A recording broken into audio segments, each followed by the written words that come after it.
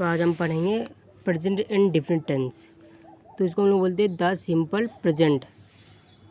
इसकी पहचान क्या होती है, इसको पहचानते कैसे? इस टेंस के लास्ट में ता है, ती है, ते हैं आदि शब्द आते हैं तो वह प्रेजेंट इंडेफिनिट टेंस कहलाते हैं। ठीक, फिर आते हैं हम लोग प्लूरल नाउन में। प्लूरल नाउन क्या होते हैं? आई, वी, यू, दे। फिर उसके बाद सिग्नल नाउन। सिग्नल नाउन होते हैं ही, सी, इट।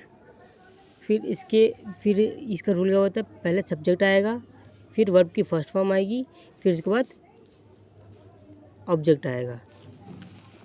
फिर प्लूरल नाउन में वर्ब की फर्स्ट फॉर्म में ईएस नहीं जोड़ते हैं और सिंगुलर नाउन में वर्ब की फर्स्ट फॉर्म में ऐसा ईएस जोड़ते हैं। जैसे सिंगुलर नाउन के सेंटेंस में ऐसे एस जोड़ेंगे, प्लूरल नाउन के सेंटेंस होंगे तो ऐसे एस नहीं जोड़ेंगे। ठीक, तो जैसे कि आपको सेंटेंस पहचानना है तो इसे पहचानते कैसे? तो ये अफर्मेटिव सेंटेंस है। अफर्मेटिव सेंटेंस में क्या होता है? इसको हम लोग द पॉजिटिव सेंटेंस बोल सकते हैं, है ना। तो वह स्कूल जाता है, तो ये आपकी हो गई सब्जेक्ट।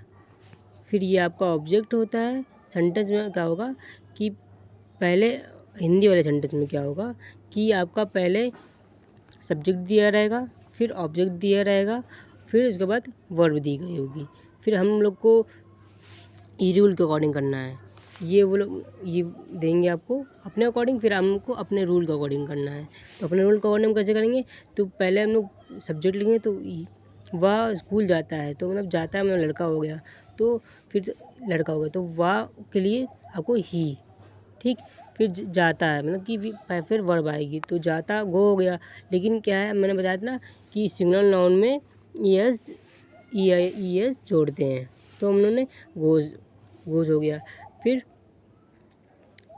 वह कहाँ जाता है? टू स्कूल तो वह स्कूल जाता है, तो ये हो गया he goes to school. Okay, तो क्या होगा? ही गोज टू स्कूल, वह स्कूल जाता है। फिर हम आएंगे आगे, जैसे वह गाना गाती है, तो वह गाना गाती है तो ये गाती में लड़की हो गई। तो फिर हम पहले क्या लेंगे? ये वाह के लिए सी हो जाएगा।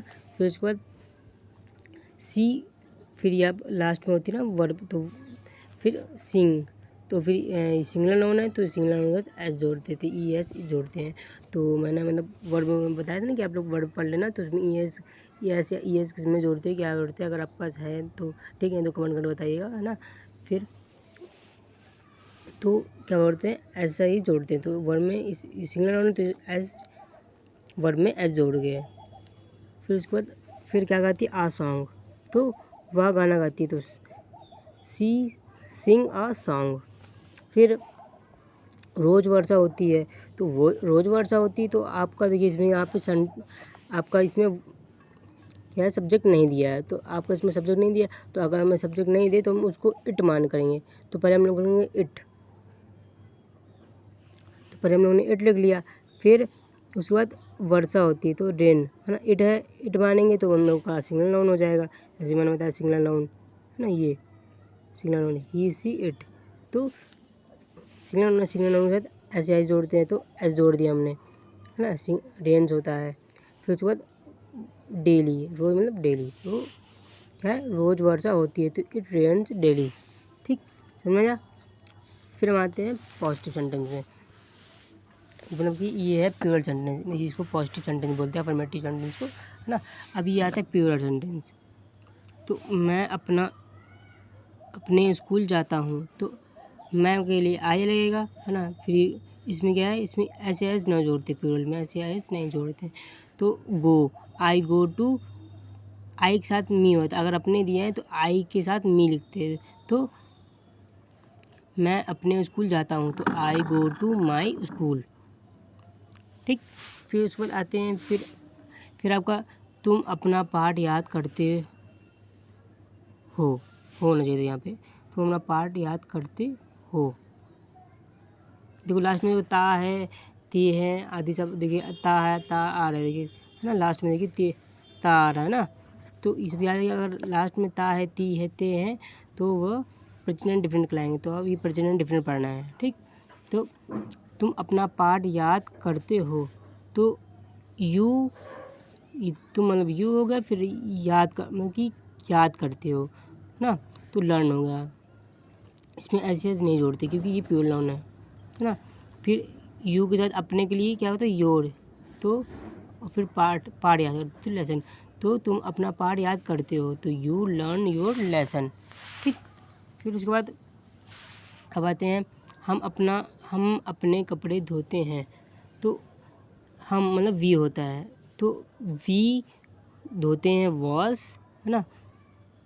देखिए अब वी के साथ क्या होता है अवर लगता है, वी के साथ क्या लगता है अवर, अपने के लिए अवर लगेगा। तो और ये कपड़े क्लोथ, तो हो जाएगा हम अपने कपड़े धोते हैं, तो ये उसका हो जाएगा वी वॉश आवर क्लोथ्स, ठीक। फिर बाद वे क्रिकेट खेलते हैं, तो इसका देखिए वे मतलब होता है दे, है ना। तो दे खेलते हैं ना प्लेड, फिर क्या खेलते हैं क्रिकेट, ठीक। तो वे क्रिकेट खेलते हैं, तो क्या होगा द प्ले क्रिकेट, ठीक। अब आता है निगेटिव सेंटेंस में। निगेटिव सेंटेंस क्या होते हैं, इसका रूल क्या होता है, सब्जेक्ट होता है, फिर सब्जेक्ट के अकॉर्डिंग डू या डज लगता है ना। फिर वर्ब की फर्स्ट फॉर्म होती है, फिर उसके बाद ऑब्जेक्ट होता है। फिर प्लूरल नाउन में क्या होता है आई वी यू दे के साथ डू नॉट लगेगा, है ना। सिंगुलर नाउन के साथ ही सी इट के साथ डज नॉट लगेगा। जैसे जैसे जैसे लड़के अपने घर नहीं जाते हैं, जाता है मतलब लड़का नहीं जाते हैं नहीं जाता है। तो द बॉयज़, तो ये सिंगुलर नाउन एक लड़का है तो और लड़का है तो एक लड़का है ना। तो आपका द बॉयज़ होगा, द बॉयज़। फिर नहीं जाता है, नहीं जाते के लिए आपका आ जाएगा, नहीं के लिए आएगा आपका डू नॉट, डज नॉट लग जाएगा। जैसे मैंने बताया ना कि सिंगुलर नाउन में क्या डज नॉट लगता है, तो ये सिंगुलर नाउन तो डज नॉट लग गया। फिर जाता है गो, है ना। फिर टू हिज होम, तो वह अपने मतलब ही के साथ यहाँ पे एक लड़का है, यहाँ पे एक लड़का है, तो यहाँ पे आपका हिज होम होगा, ठीक। ही के साथ हिज लगता है। फिर वे अपने स्कूल नहीं जाते हैं, तो वे अपने स्कूल नहीं जाते हैं, तो वे मतलब बताया ना दे, तो दे डू नॉट, देखो दे क्या है प्लूरल नाउन है, तो डू नॉट लगेगा। तो they do not go to their के साथ मतलब वे अपना है, तो क्या है दे के साथ दियर लगेगा, तो वो लिखेंगे हम लोग they do not go to their school, वह अपने स्कूल नहीं जाते हैं, है ना। फिर उसके बाद अगर सेंटेंस में कभी नहीं आए तो नेवर लिखते हैं। जैसे वह स्कूल कभी नहीं जाता है, तो क्या करेंगे he never goes to school. तो अगर नेवर का प्रयोग करेंगे हम लोग कभी नहीं आएगा, तो जैसे हम लोग करते थे अफर्मेटिव सेंटेंस में कि क्या नाम है सिंगुलर नाउन के साथ क्या नाम है डू ऐसे जोड़ते हैं, तो वैसे भी अगर नेवर आएगा तो जब कभी नहीं वाला सेंटेंस आएगा तो हम लोग येस जोड़ेंगे, किसके अकॉर्डिंग नाउन का मतलब कि बहुवचन या सिंगुलर नाउन के साथ या फिर प्लूरल नाउन होगा। प्लूरल नाउन होगा तो नहीं जोड़ेंगे यहाँ पे येस, सिंगुलर नाउन होगा तो ऐसे जोड़ेंगे, ठीक।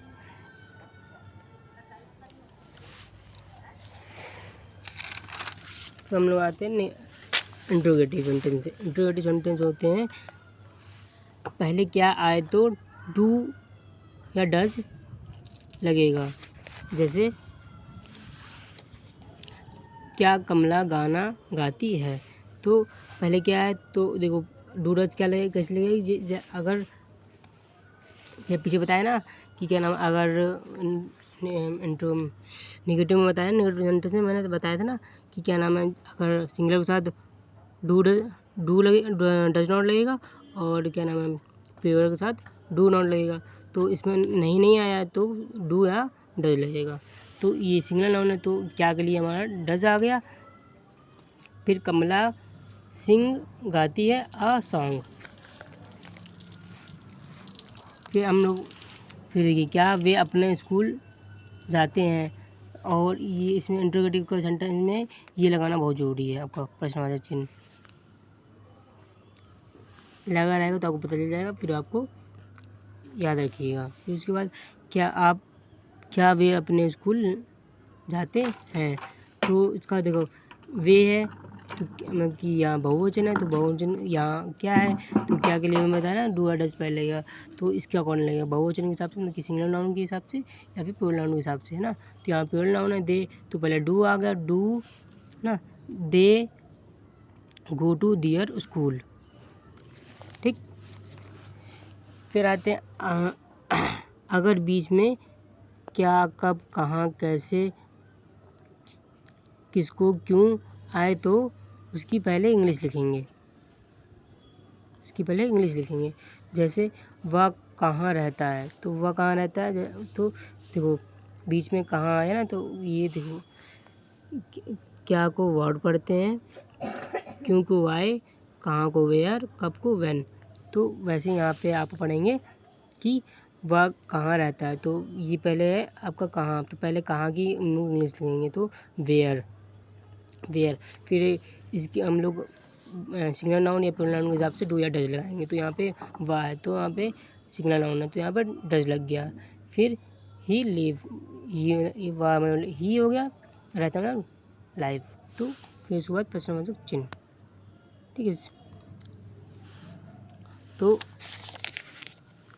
ऐसे होता है। फिर उसके बाद अगर इसका क्या नाम है, फिर आप लोग इसको आराम से देखिएगा, फिर कुछ ना समझ में आए तो आप लोग कमेंट करिएगा क्या है क्या नहीं, फिर बताएंगे।